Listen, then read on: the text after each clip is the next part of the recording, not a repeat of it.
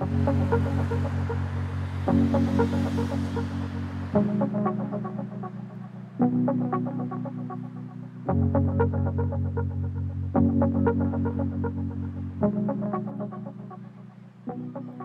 suis au coin de la rue Sauvé et de la rue Gigagné, tout près de Saint-Michel. Je suis devant l'église Notre-Dame de Pompéi.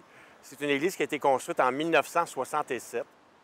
L'église, elle va desservir la communauté italienne de Montréal-Nord, d'Huntsic, de Saint-Léonard et de Saint-Michel. Quelques années avant, en 1961, on avait créé la paroisse Notre-Dame de Pompéi. C'était Monseigneur Paul-Émile Léger qui l'avait érigée, grâce à la collaboration de la paroisse canadienne-française Saint-Martyr-Canadien.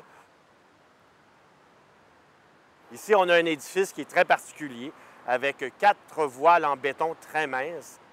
C'est l'œuvre de l'architecte Fred Dawson, qui lui s'inspire, par exemple, du restaurant célèbre au Mexique, le restaurant Los Mananciales, et également du terminal numéro 5 de l'aéroport John F. Kennedy à New York. On est vraiment dans l'architecture typique qui suit la période de la réforme de Vatican II, c'est-à-dire l'Église catholique. Rome va décider de moderniser sa pratique religieuse. Ça va se voir également dans son architecture. On change les matériaux, on change les formes classiques d'architecture des édifices.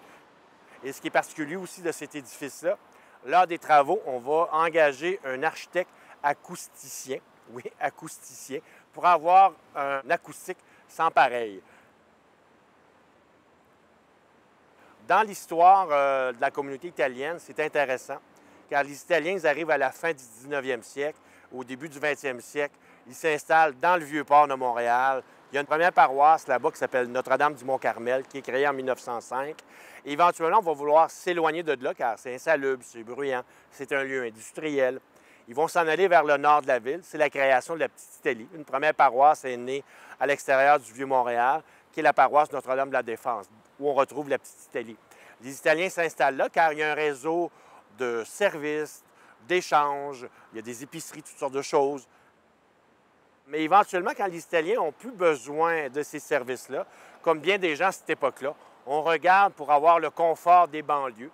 On va vouloir avoir sa maison, sa propriété, un terrain, un stationnement pour sa voiture. Et également pour l'immigrant italien, de s'acheter une propriété, c'est se fixer définitivement. Son mouvement d'immigration est complété. Il s'assure une place dans son nouveau pays. C'est ce que symbolise aussi donc cette église et la paroisse Notre-Dame de Pompéi.